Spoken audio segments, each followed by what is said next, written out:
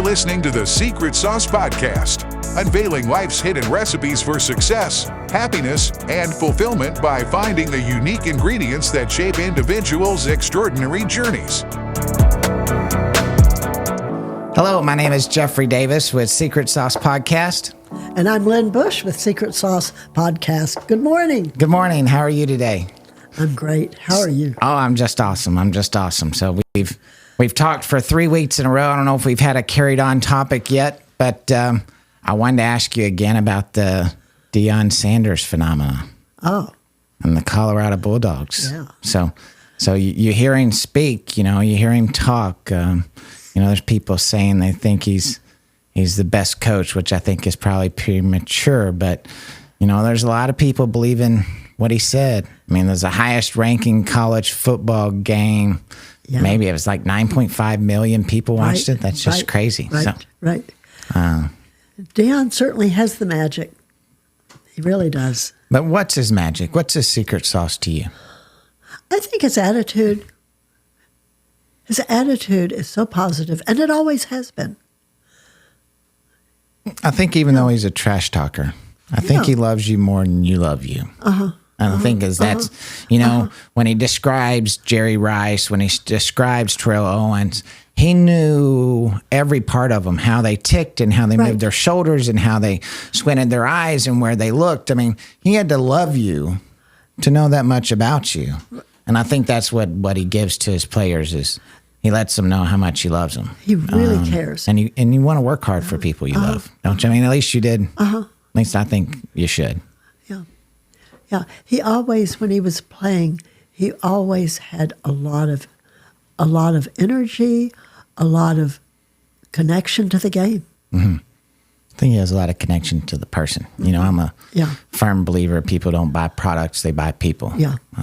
We were talking before the show started about, my past career with Saturn, who convinced people to buy a product and a company, not a price, which was a whole new concept for Americans. Everybody bought things off of price, and they were telling you, hey, we're not the cheapest, and we may not be the best quality, but here's what you're going to pay for it because we said so.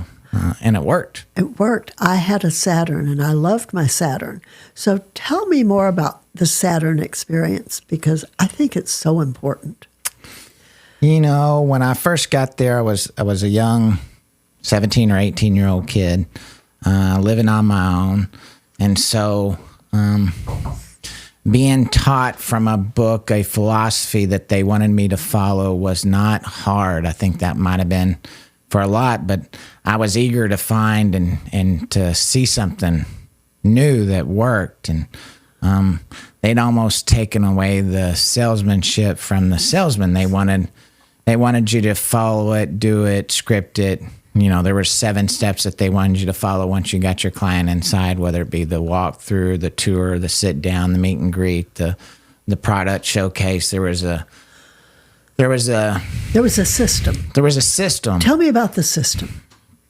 Well, you had to sell the company, you had to sell yourself, and then you had to sell the product. So how did you sell the company? Well, I was just telling them who Saturn was, where they came from. It was a European company called Opel Vectra in the beginning. It wasn't Saturn. The car wasn't a Saturn created just for Americans. It was already a selling vehicle in Europe. And then it was just really the philosophy behind Saturn. They cared more. They opened up a brand new plant in Spring Hill, Tennessee, and it was a state-of-the-art plant with new products and new everything. It was the first time I think they had a lot of AI or robots making cars, and then to the philosophy of everywhere else you're going to negotiate on the price of a car, but here at Saturn you're going to pay window sticker. So that made a lot of difference for people who didn't know how to negotiate or who were afraid of negotiating. So that meant the buyer could go in there and not have to go through the difficult, what appeared to be the difficult behavior of negotiating. Yeah, I think the car business had gotten a bad name at that point. and they wanted something that was simple, and they didn't feel like they were losing when they left. And I think a lot of people felt like they were losing when they left. When I got out of the car business, I was in Austin, and they were starting companies, and I'll go back to Saturn, but I was gonna go work for like Auto Trader, like a .com auto industry company, and the lady said, "Why do we want to hire you? You're from the people that we're trying not to be." Right. And I thought, wow. Wow. And this was probably someone straight out of college who had never sold a car, or had shaken a hand in a parking lot, or directed somebody to come to them, or had a complaint filed against them that they had to talk to them about, or been in a boss's office that yelled at them. They had no idea. And I thought, how are you going to grow a .com that you don't know? Because Saturn was a lot. I think over time they eventually succumbed to the woke car buyers, because at some point they started negotiating their price. Well, it's interesting. At the beginning, when I bought my Saturn, it was at the beginning. And so there was something that made me buy that Saturn instead of another car. Tell me more about what Saturn did that made me buy that car and made me love that car. The cars were not anything different than the Pontiacs. So a lot of the same lines that were called Saturns were also Pontiacs. The two doors, the Salinas. So it wasn't the car. No, it was the person experience. at that deal. You've talked about it. Your birthday card that you got in the mail once a year, the picture that you took as you were leaving the dealership, the glass box that they walked you around and told you everything about your new car that you were getting, the inside look of the dealerships. I mean, it was where the car business changed forever, because all these car dealerships now have a themed entrance, and Toyota looks like this and Chevrolet looks like this. They were all beat up old metal buildings that were car dealerships back in the day, with a scary finance office that you went into, and everybody wore the same colored shirt every day. We knew what day of the week to wear the same colored shirt, so it was friendly and inviting. And when my car got its birthday card, every person who worked on it as it was being made signed that birthday card. I had never gotten a birthday card from a car company before. That was different. Well, there was no customer service. CSI, which was Customer Service Index back then, they were the first people to send out surveys. You didn't get a survey from your title company back then, or other car companies back then. You got them from Saturn, and it was also how my particular owners of our Saturn dealership got to go buy more Saturn dealerships, was based off of how good their customer service index was. And there was no other car company that even cared what it was. They just peddled cars, just make them go away. And it didn't stop when you bought the car. When you took it in for its service, you had a nice waiting room, you had a TV to watch, you had pizza. When I was at Saturn, our service department made more money than the sales department did. You always took your car back there for its service because they made you feel good. Well, it was a comfortable spot. It was different. It was like going to somewhere nice. I mean, you weren't sitting down for dining, but they had the coffee place that nobody else had, and the friendly staff that knew your name. And it was a philosophy. It was the right time. People were looking for hope. They were wanting someone to help tell them everything was going to be okay, and we can answer things for you. There was a lot of people that wanted. There was a lot of people in life at that point, I think, that wanted someone to make decisions for them. And so Saturn was there at the right time, at the right place. Right. So Saturn impacted other car dealers. I mean, I'm no Harvard grad, but I'd be willing to bet you there's a Saturn story that's taught at Harvard Business School about its philosophy or how they came to be. I mean, my particular owner bought 7 or 8 or 9 other Saturn dealerships all over the country from that little bitty old store in Lubbock, Texas, who would have never had the opportunity to own stores in 3 different cities. What would you say was the secret sauce that Saturn had? The customers. The customers. The customer is always right. Well, no, it was the uniqueness of the customers. Okay. Subaru has that customer today. We all kind of know somebody that has a Subaru, and they kind of remind you of a Subaru customer? In fact, I bought a Subaru after I could have guessed that. had my Saturn. Right. But it wasn't the same. It wasn't the same at all. And so I just think it was the customers, because if they bought one Saturn from you, they bought more than one, and they refer their friends to you. It was that humble middle class that, you know, they wanted an affordable car. Back then, it was one of the nicer cars for the money. I can still remember selling cars for car payments at 36 and 48 months under $200 a month. Right. You know, cars were $12,000, $14,000 back then. Right. God, yeah. Now I don't think there's a car built under $30,000. Oh, I don't think so. I think there was a news article about it. So it was the customers. It was who they created, and who they created was a following, even if it was just 2 or 3% of the buying public. If they were buying cars every 4 years, and you were having 2 or 3 or 4% of 300 million people buy Saturns, they built a big following that grew a company pretty quickly. I would think. And the Saturn people on the Saturn would wave at each other when they saw another Saturn on the road. See, I didn't ever own one. I drove a bunch of them, but I didn't own any of them. Yeah. I did some things in some Saturns. I took a Saturn 127 miles an hour down a road outside of Lubbock, Texas one time, which I don't know many people that have driven a Saturn over 120 miles an hour. And we had the big hailstorm because it had that roof that was flexible. Polymer? It had one little tiny dent in the roof, and all the other cars in the area had their roofs damaged. Gosh, do you know how many times I banged on the side of of a Saturn to show them it wouldn't dent? Right.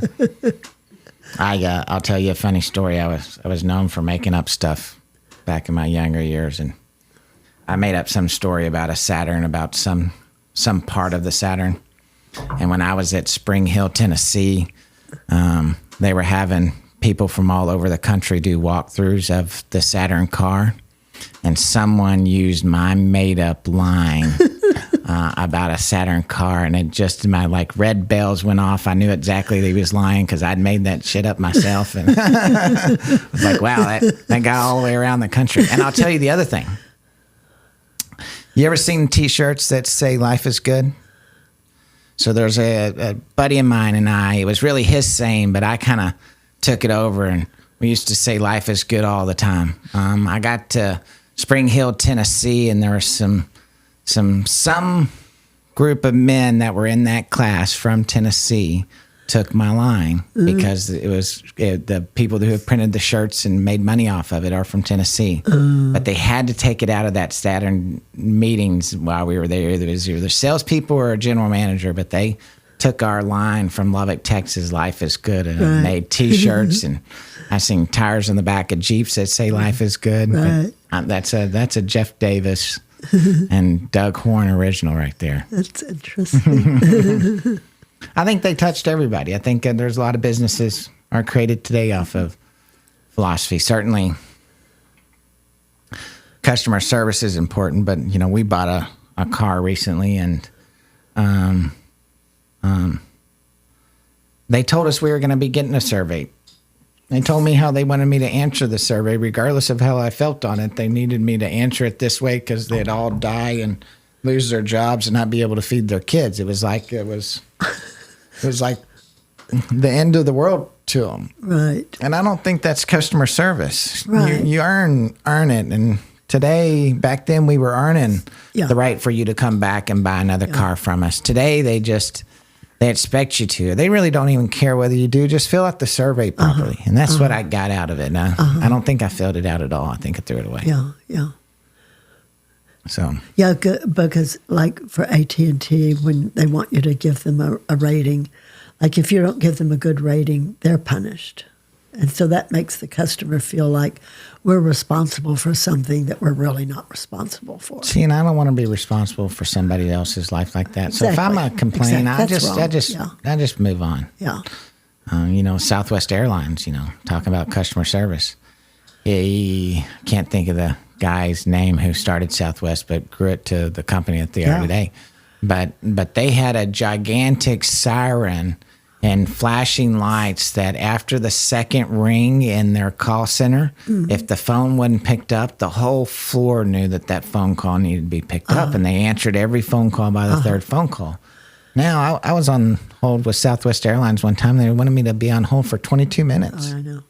Yeah. I was like, wow, how do you do this? Southwest has changed. And I'm Texan, so me trying to talk to an automated service is like, they don't even it's like me speaking Japanese to them. Like, none of my words get picked up correctly.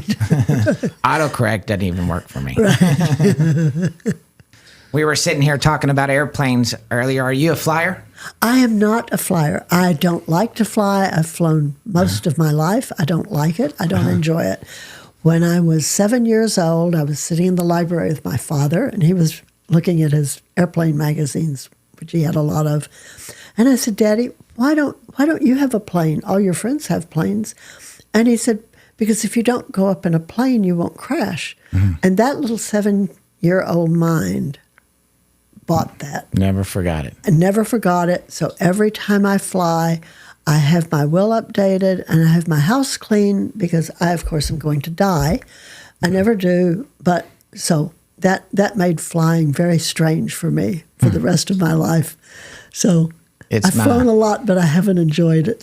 It's definitely since I was my kids' age, and they had the same passion for planes. But it's been my lifelong secret sauce. Is that I've always wanted to own my own plane. So are you going to? Oh, yeah, absolutely. I can see it happening. You know, I'm Deion Sanders. Yeah. I can see the day where I'm flying in my own plane. I don't know if I'm flying it anymore. Back in the day, I wanted to fly it.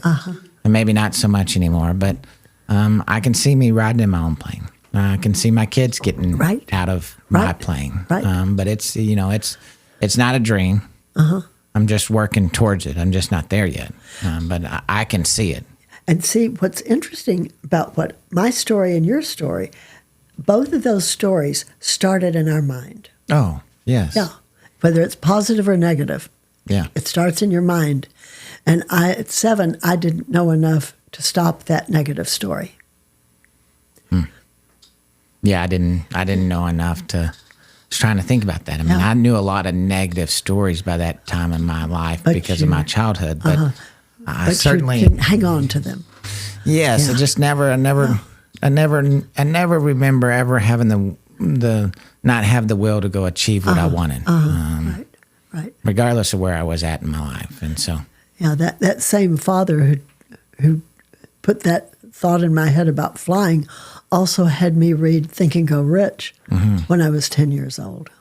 So that was the start of what's in my mind that's positive is important. Yeah, so do you believe people think things true? Of course. Of course. You think things to become reality? You can. And you can also think things to be negative. Yeah. You can think yourself into being sick.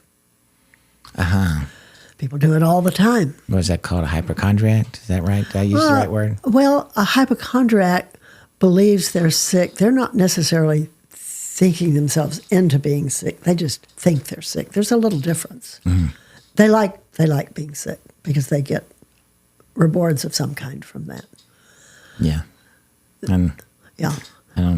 I don't get rewarded from being sick. And I'd rather be doing stuff and sitting at home is no fun for me at least. Exactly. But being sick sometimes gives people some kind of attention. And secondary gains. Are there more attention seekers in our younger generation Zs than we're back in people my age, or were there more drama in my age? And I don't know. I wonder. I think there may be more attention seeking. Maybe it just presents in a different way. It's an interesting question. Yeah, with social media, it's a whole different experience. You're not just complaining and seeking attention from mom and dad. Now you've got hundreds, if not thousands of people that you can get some sort of attention from almost at any second of any part of any day today. Right. All you have to do is text. Turn it on. Yeah. Yeah. Do your part. Facebook. Yeah. Tweet. Yeah. Instant gratification. Right. I think that's hard. It's hard to teach employees that instant gratification doesn't really work out in the real world. Not in business. Things take time. There's practices, there's right. philosophies, there's steps. Right. Um, You have to have patience. Yeah, and that's hard in business today. Nobody really wants to be the patient-minded person of the deal. Everybody wants to see it happen quickly and fast and do things too. If you push a deal down someone's throat too fast, you're gonna scare them off. Right. So if you want to chase big deals, your secret sauce better be patience and being honest. Being forthright Right. with what you're saying to people. So And to be able to read where that person is. So when you yawn, do other people around you yawn? Yeah. Yeah. I was reading the other day that there's an actual term that talks about how people do mimic you, and if you want to see who's paying attention and who's the liked one in a room when everybody laughs in a room, you watch who everybody's looking at to see who's the most important person to them in that room. And I'm constantly trying to get my brain to better recognize the people in my surroundings. Right. So I try to read and stay up to snuff with anything I can get my hands on that talks about recognizing of people's patterns. That it's all a pattern basically. So I work real hard at it, but I watch people intently. I'm constantly watching people in my surroundings, what they say, where they say it, and then my weird brain. If it doesn't make sense, and that's the one that I starts drawing out to me why. I had a deal the other day. We were working on a big land deal, and the buyer was so confident about things that they shouldn't have been confident about in the deal. And so I had told my partner that we had to look further into the why of that, because that was the reason why they were going to close or not close. It wasn't the deal or the land or the location. It was, what do they know about this deal that they're so far aware of it that we're not? And maybe they had told me a story along the way, and if you tell me a story along the way, you really set off red flags. And so really start watching what your patterns are and what your reasoning behind not being forthright with me. And sure enough, I discovered that water and sewer in our business is super duper important. Right. And I discovered that the new guy at their office was an ex-employee of the water and sewer district in the area that we were just putting some land under contract for. So the reason why they knew so much more than I did and were so confident in the deal is that the water guy who knew where all the water and sewer was coming from worked for their company now. Oh, my. And so, and it was great. It wasn't like that changed the deal, but that certainly let me know that my deal was more secure than it was before, because, instead of us going and finding the answers to it, I didn't have to go find those answers or waste my time on that part of the deal, because I knew they already had those answers better than I did. Right. That's interesting. They already knew. They knew. Isn't that crazy? I mean, he had told me in our conversations, he had said that he'd already met with the city manager. And I had a meeting with the city manager who knew nothing of them. And so I knew that their corporation hadn't met with the city manager, but it started making me think, okay, well, who had met with the city manager? How did you have this information? And I was talking to a third party about buying some land from them, and they brought up the utility company that they were dealing with. And I remembered my conversation with the guy a month ago, and that was the utility company that it came from. Right. So, Right. but that's the secret sauce to any big deal. You've got to be prepared to catalog all those things that you're hearing along the way, so that when they do become relevant on the third deal, the fourth deal, the sixth deal, a deal with someone that's not even touching any part of these people, but you've got some inside information down the road, it sure does make things a lot easier to get there and to figure it out. it's a puzzle that is always in process. Yes. And new pieces are coming in. It's not as, you know, I mean, I heard someone loud and clear and they said, stop chasing the small deals. You know, you're putting just as much time and effort into the $100,000 deals as you're putting into $5 or $6 million deals. You just have to be ready for those moments to come to fruition, because they're, you know, they don't happen overnight. You know, you got to have the patience for them. Right. Sometimes you're putting more effort into the small deals. You are. Yeah, absolutely you are. But if it's risk and reward, then play with the big boys. The reward's bigger. How old were you when you started knowing that you were going to be successful? Oh, probably way early on. I was reading the business page from as long as I can remember. How old do you think you were? It probably wasn't really until I got into the land business. So it probably wasn't until I got to Austin and I knew that I wasn't just a car salesman out of Lubbock, Texas. I guess that's when I probably knew, because I was in a world with people 20 years older than I was kicking their ass. And so I think I knew then, and then I just lost my way for a couple of years, and then found my way again, and I knew creating things was part of my secret sauce. I could see the roadmap of how to create a business, how to make it successful, how to get it going. Maybe I wasn't great at making it successful, but I knew how to get businesses going. And I started a natural gas company, a generator company. You know, we've done home building, development, a little bit of all of it. Going to tell me the system of starting those businesses, what would it be? I think a lot of people starting companies, entrepreneurs today, think that starting a company means you need to have the paperwork and the legal documents and the know-how and the distributors and all the things that make up your ability to.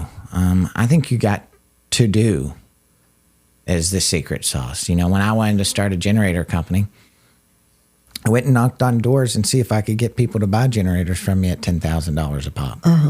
Once I got someone to agree, actually, it was a whole street. It was like I got the first person on the street to agree to buy a generator from me, and then he wanted me to go see his neighbor, and then his neighbor called somebody else, and before I knew it, at the end of that evening, I had 4 people on that street wanting $40,000 worth of generators from me. And so then I was able to go to my money man and say, hey, I want to become a Generac dealer and a Kohler dealer and a Briggs & Stratton dealer. And I've sold $40,000 worth of generators on this street that probably cost us 10 total to put them all in. So we're up $30,000 already.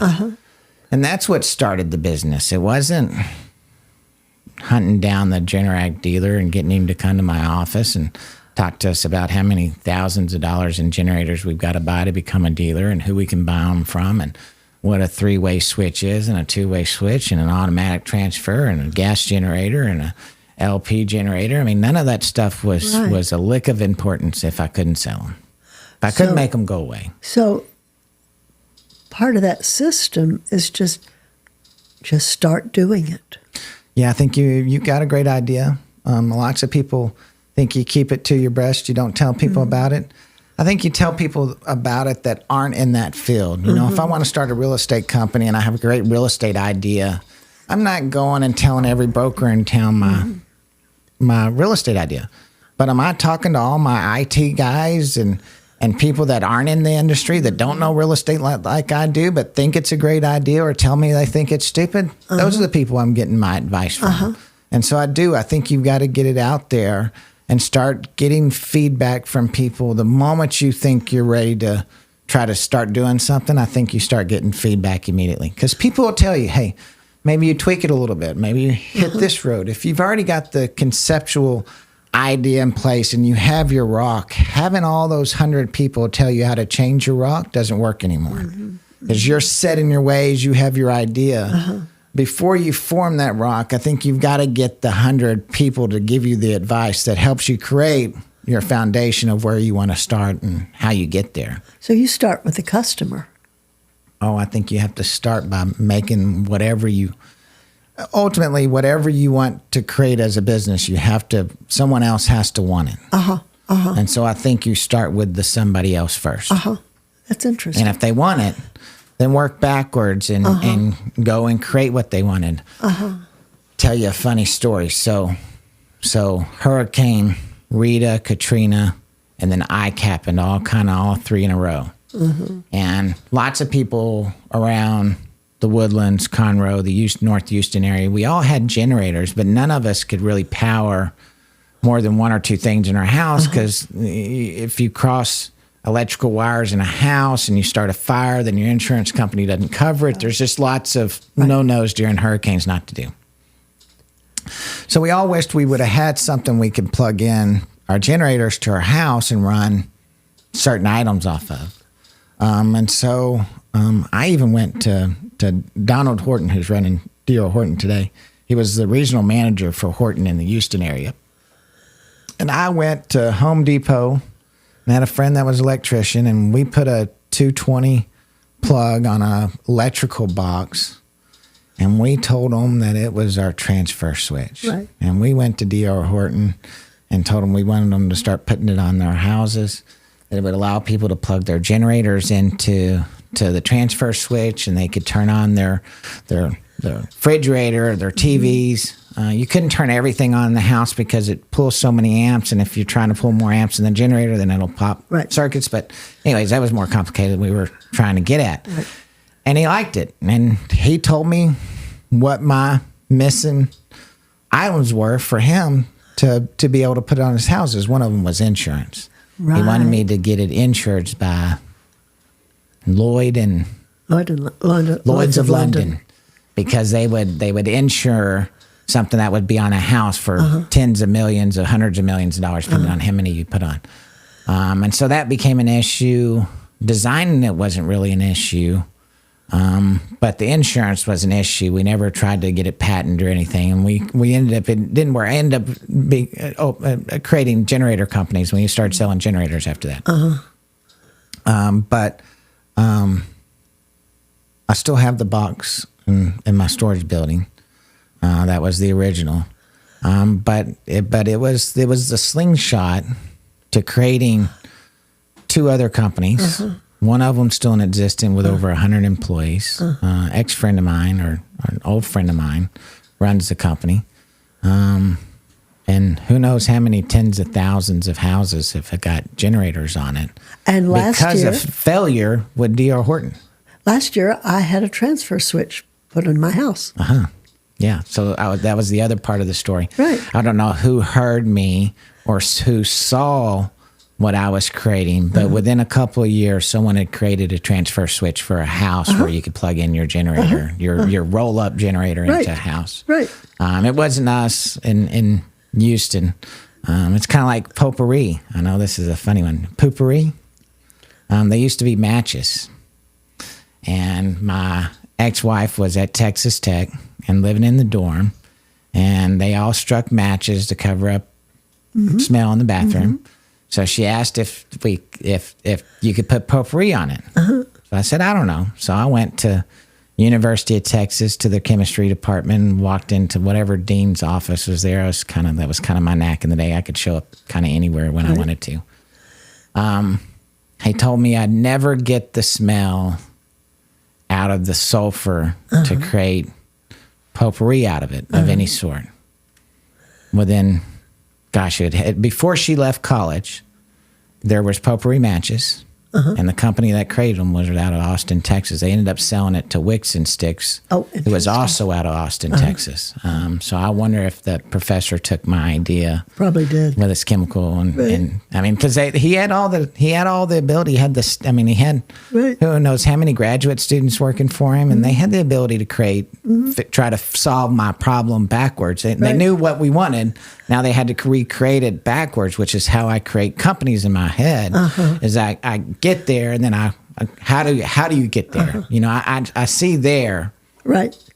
But my secret sauce is being able to work backwards and start and get to where I've already seen. So potpourri is interesting because I have cats, and one of my friends had cats, and we would put a bowl of potpourri, the little flowers and stuff, and the cats would get in there and knock it around. Oh, yeah. So we had the idea, and we got this idea from a flea market where somebody had crystals that they were putting smell on, and they were selling it. So we had an idea of making a company to sell that. So we set up a place in her house where we could buy the crystals from Home Depot, the salt crystals, and we could make the smells and put it on the crystals, and then we would put it in plastic bags. Now cellophane bags. We had to find cellophane bags that were strong enough to hold the Yes. the crystals. Yeah, because they're full of water now. We didn't have the internet in those days. We did have a sort of an internet, but not like we have today. We finally found a company that manufactured the plastic bags or the cellophane bags thick enough, and we found it online. But actually, it was interesting because the company was in Fort Worth. The only company in the United States was in Fort Worth. So we found the bags. We produced the potpourri in the cellophane bags. We went to market in Dallas. Then we went to market in Phoenix. Then we went to market in Atlanta. Within a year, our product was being sold in every state in the United States. Wow. That's crazy. That's crazy. And it turned out that she wanted to take it in a different direction. She wanted to open up stores. I didn't, so we closed the company. But that came from the cat knocking the potpourri out of the bowl. Crazy, and there are dozens of stories out of failure came greatness. Kendra Scott's one of them. Right, right. Her hat shop was Right. not working, but the jewelry she sold at her hat shop sold. Right. And she became a world-class jewelry person, right? Her story is great. And what she produced was so desirable for so many people. Her product. It was Saturn. It was fake jewelry. It was the Saturn. Being sold for a high number. Right. And you were told you're going to love it, and they did. Right. And I agree. I still have, my wife loves Kendra Scott. Are those Kendra Scott earrings you're wearing today? Actually, they are. I thought they were. Thought I'd seen that green before. Right. You just love the story or love her jewelry? Which one is it? I love this. I love the jewelry because it's pretty, but I love the story. I love the story, and I love her stores. She gives a ton of credit to her stepdad. He must have been a brilliant man. And one of the things she does on your birthday month, you can buy something for half price, and or a discount. It used to be half price. I'm not sure what it is now, but your male friends on their birthday, your husband, your boyfriend, your friend, could also get earrings for half price. Oh, really? On my month? Right. So I on didn't know your that. month, you can go in. And Christmas, I've never gotten that discount at Christmas. So on your birthday month, you can get a discount and buy earrings. I'm going to bust out my driver's license. Yeah. You can either wear them yourself or give them to your wife. I don't know if she's ever been into a Kendra Scott store, and she probably has 100 pieces of Kendra Scott jewelry. So I buy all of it, so I should be getting the discounts. On right? your birthday, you can go in and get a discount. Awesome. And actually, I'm sure on your children's birthday, they can go in and... Well, I've got boys. Even though they have men's but they jewelry can give now, it to their mother. Okay? That's Daddy's gift. I've already checked that one off. Okay. That's what I'm using. So they can give it to you. Figure out your own gift, boy. They can give it to you, and you can give it to your wife. Well, thanks for the show today. Thanks for coming out. Thank you. It was good seeing you again. Yeah, it's fun to have these conversations. It is. It's been a great time today. Yeah. Thank you for your time. I'm Jeffrey Davis with Secret Sauce Podcast. And I'm Lynn Bush. Bye. Bye. Thank you for joining us for this episode of the Secret Sauce Podcast. Follow us on social media at The Secret Sauce Pod to receive daily encouragement on how to find your secret sauce to life.